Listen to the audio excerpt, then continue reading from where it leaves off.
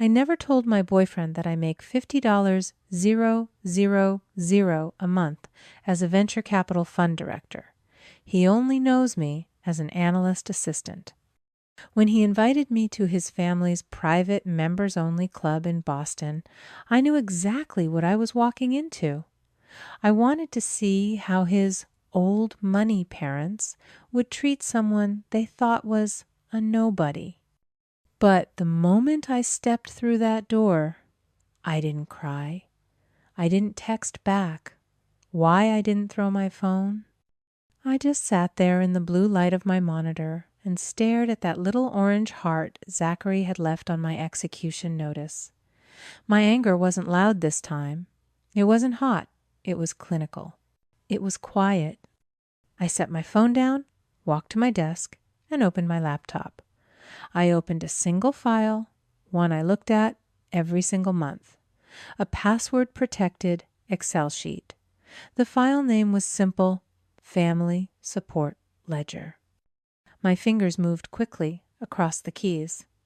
Row 1, Richard and Elizabeth last name, Beacon Hill Mortgage. Monthly payment, $6,000. I clicked the auto payment link to my bank. Cancel. Row 2, Zachary, last name, Audi Q5 lease. Monthly payment, $800. Cancel. Row 3, Elizabeth last name, Amex bill. Monthly payment variable, usually around $3,000. Cancel. Row 4, Richard last name, Somerset Club dues. Quarterly payment, $4,000. Cancel. I looked at the clock on my screen. 1:2:03 a.m. In 12 minutes, I had financially severed myself from the family that had just text messaged me out of their lives. You have to understand, I wasn't just helping them. I was their silent, unacknowledged investor. This didn't start overnight. It started 5 years ago. I just made partner at Nova Capital, my venture capital firm. I was flying high. I got a call from my father, Richard. He sounded broken. The family's old money law firm was failing. They were 3 months behind on the mortgage for the Beacon Hill house. The house I grew up in, they were going to lose it. He said, Elizabeth, my mother was a wreck. He said Zachary couldn't handle the stress. He asked me for help. Just until I get back on my feet, he said. So I did what I thought a good daughter should do. I took over the payments. I saved their home. I didn't ask for thanks. I just did it. I thought it was my duty. But getting back on his feet never seemed to happen. The mortgage payment just became expected. It didn't stop at the mortgage. A year later, it was Zachary. He needed a reliable car to get to his new job. I co-signed the lease. When he forgot the first 2 payments, I just sighed and added it to the auto-pay ledger. Then it was my mother, Elizabeth. Rachel, darling, the club dues. It's just so important for your father's networking. Then her Amex bill, which she used for family expenses, dinners. I was never invited to clothes I never saw. It's strange how cruelty works when it's normalized. No one ever asked me for $50,000. It was always 1,000 small cuts. Just this month. You're so successful, it's nothing to you. It's just what family does for each other. It becomes a trap. You get so used to the small hurts that you stop recognizing them as abuse. You just see it as the cost of admission, the price of being the responsible one. Until 1 p.m. on a Tuesday. My alarm went off at 7 a.m. I hadn't slept. I just watched the sunrise over the Boston Harbor. At 8:01 a.m., the storm hit. My phone, which had been silent all night, exploded. A text from Elizabeth My Card was declined at the club. This is humiliating. Fix this now. A text from Richard posted to the family Facebook group. It is a sad day when a child forgets the sacrifices a parent made for them. Some people are just ungrateful. And then a text from Zachary, the one who had hearted the message. Hey, I think you're overreacting. Mom's just upset. You can't just cut us off like this. Why don't you just call them and make peace? I stared at his message. I wasn't even angry at him. I just felt pity. Zachary isn't evil. He's just weak. He's lived his entire life in a prison without bars, built by our parents' expectations and their conditional love. He was experiencing what psychologists call learned helplessness. He was so terrified of their disapproval, so dependent on the life they and I provided, that he couldn't see the exit. His text wasn't about me. It wasn't about making peace. It was the sound of a man terrified that the system supporting him was about to collapse. He wasn't my brother in that moment. He was just another link in their invisible chain. I didn't reply. I didn't answer a single text. I didn't take a single call. I showered, got dressed in my best suit, a sharp, dark navy Armani, and went to work at my office on the 40th floor. I didn't go to my desk. I went straight to the legal department. Julia, one of the firm's top attorneys, and an old friend from college, looked up from her desk. Rachel, you look focused. What's wrong? I need you to draft a letter for me, I said, as a private matter, but I want it on Nova Capital letterhead. I sat down, pulled out my phone, and emailed her the password-protected Excel file, Family Support Ledger. She opened it. Her eyes widened as she scrolled through the tabs. 5 years of payments. Rachel, she whispered, looking at the total at the bottom. $380,000. They call me the family problem, I said, my voice even. I call myself their chief investor, and I'm calling in the debt. Julia's expression hardened. She went from friend to lawyer in a split second. I'll have it ready in an hour. The letter she drafted was a work of art. It was cold, factual, and lethal. It was addressed to Mr. Richard and Mrs. Elizabeth last name. It outlined the full sum of $380,000 categorized as non-gift financial support provided by their daughter Rachel. It formally notified them that as of 1:02:03 a.m. that morning, all future support had been terminated. And it gave them exactly 30 days to contact Julia to initiate a formal repayment plan. If they failed to respond, we will immediately move to place a lien on the Beacon Hill property to secure our client's investment. I signed it, put it in a courier envelope, and had it sent directly to the house. I should explain. I'm Rachel. I'm 30 years old. I'm a managing director at Nova Capital, one of Boston's largest venture capital firms. I manage a portfolio worth over $100 million. My family knows I work in finance. They just assumed I was an assistant, a glorified analyst. It was easier that way.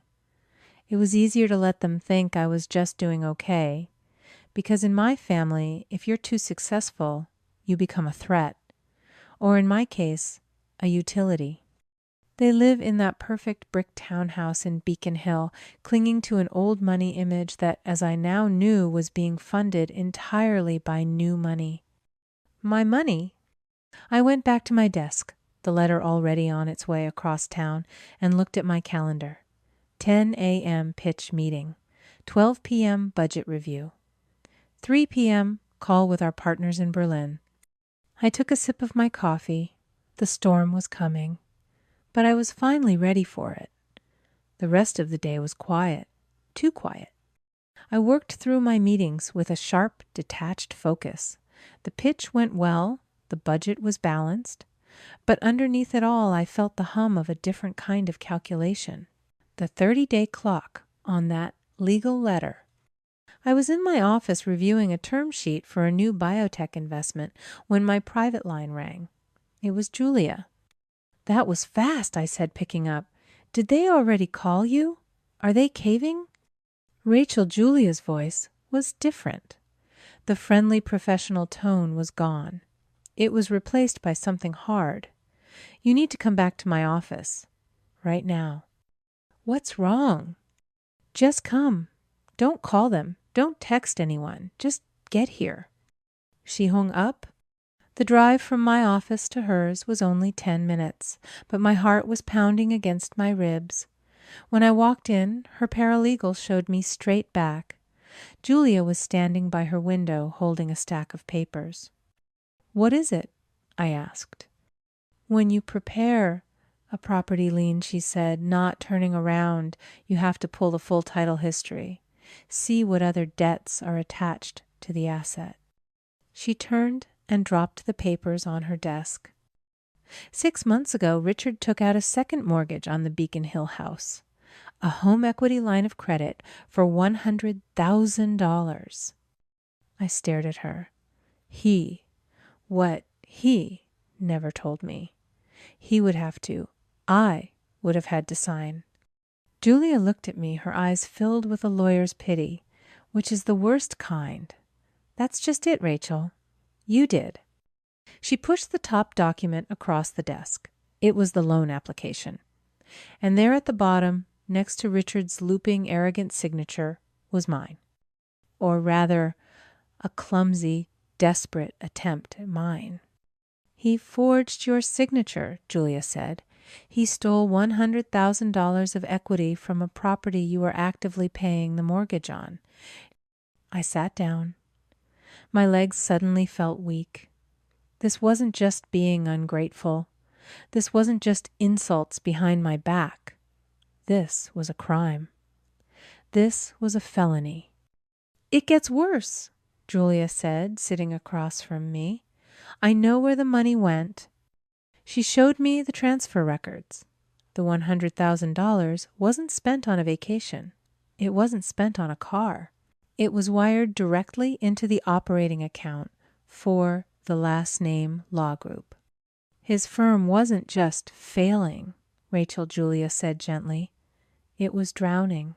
He was taking your monthly mortgage payments with one hand while simultaneously stealing your equity with the other just to keep his own sinking ship afloat."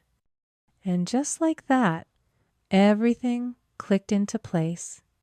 The 1151 p.m. text message. It wasn't a random emotional outburst from my mother. It was a calculated decision. Richard knew the bank statements for the new loan would be coming. He knew I'd eventually find out. He had to get rid of me. He had to sever the relationship, declare me not family, so that when I discovered the theft, he could paint me as a bitter, vindictive outsider. He wasn't just cutting me off. He was cleaning up a crime scene. I looked at Julia. The shock was gone. The hurt was gone. All that was left was a cold, quiet clarity. "He didn't just make a mistake," I said. "He committed fraud." "Yes," Julia said. "Against you and against the bank. What do you want to do?" I thought about his Facebook post. Some people forget who raised them. I thought about Zachary's text. "Mom's just upset. Make peace." I thought about the years I spent making myself smaller, quieter, more useful, just hoping for a scrap of approval. I stood up and smoothed the front of my suit. "He's not just my father anymore, Julia. He's a liability to my asset. I want you to call the bank's fraud department.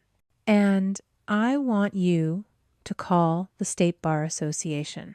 I want you to report him." Julia nodded slowly. "This will destroy his career. He'll be disbarred. He could face jail time." I know I said walking to the door, but as he's so fond of saying, it's just what family does for each other. It took 3 days for the other shoe to drop.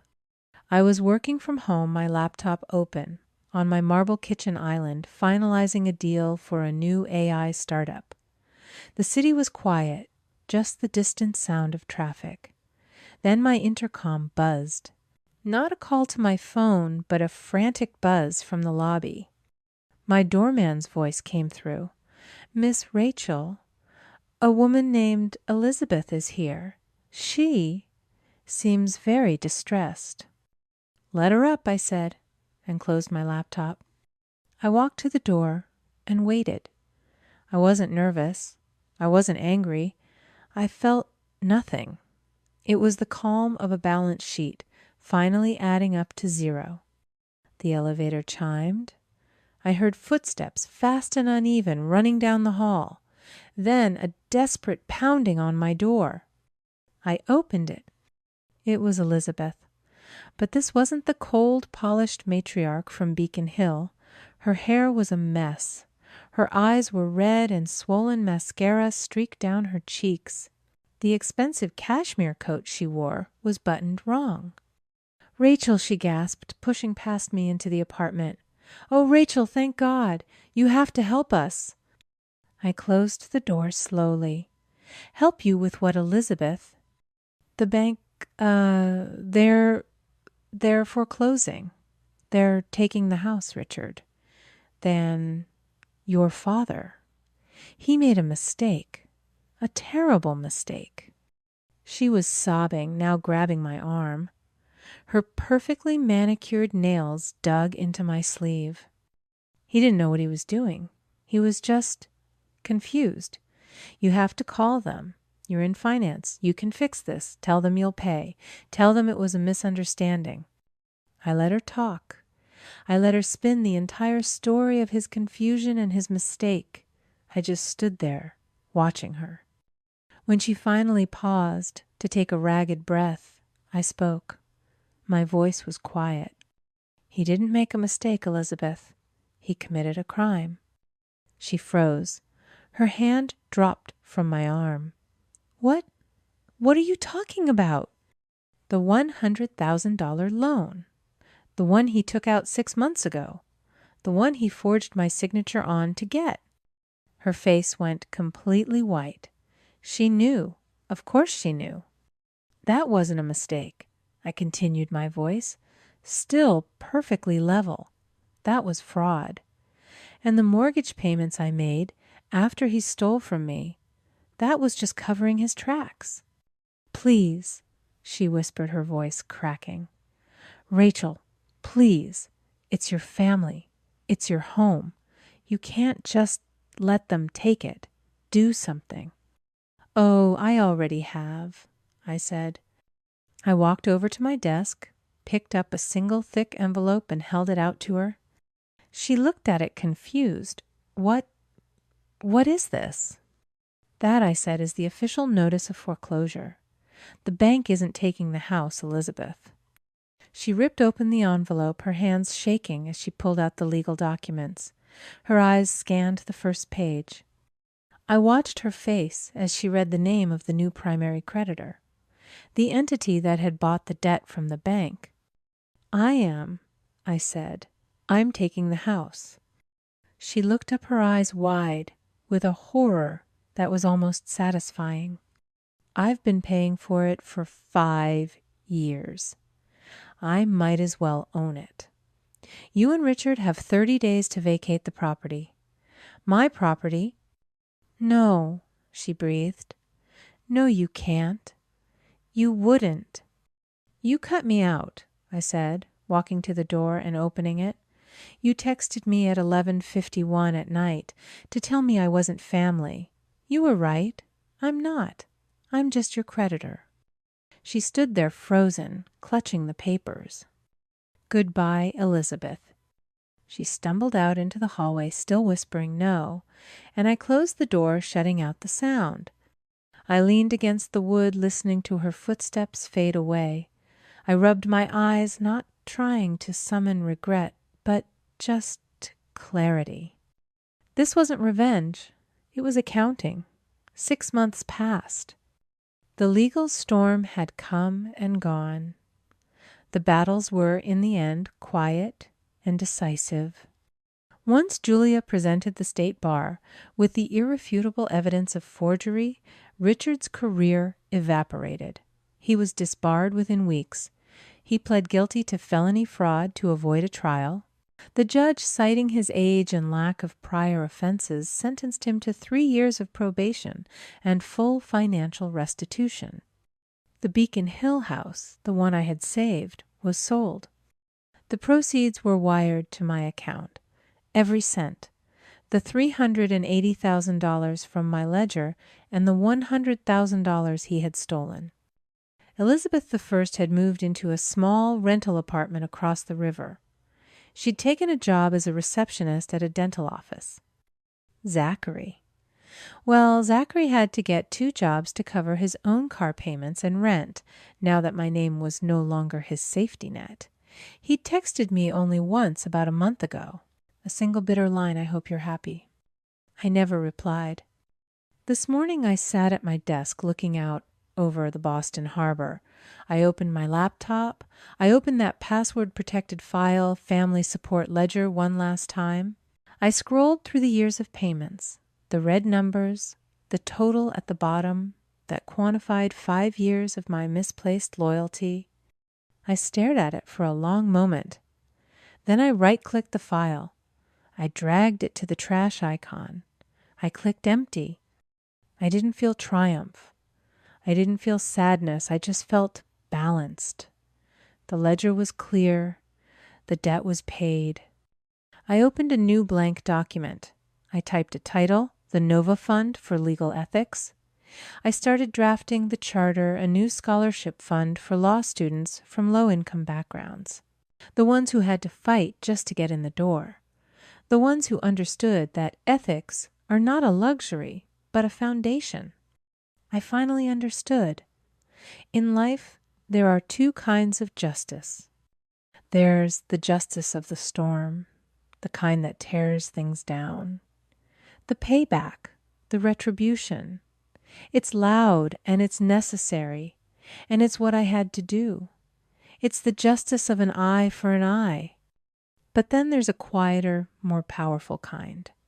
The justice of the sower. It doesn't focus on punishing the past. It focuses on building a better future. It understands that the ultimate victory isn't just about destroying what hurt you. It's about using the rubble to build something new, something that can't be broken. My father's legacy was one of failure and fraud. By creating this fund, I wasn't erasing it. I was redeeming it. I was taking the ashes of what he had burned down and using them as fertilizer to grow something better. That, I realized, is the ultimate power flip. Not just walking away from a toxic past, but taking its power and using it to fund your future. What about you? Have you ever had to turn your deepest pain into your greatest purpose? Let me know your story in the comments. I'd really love to read it.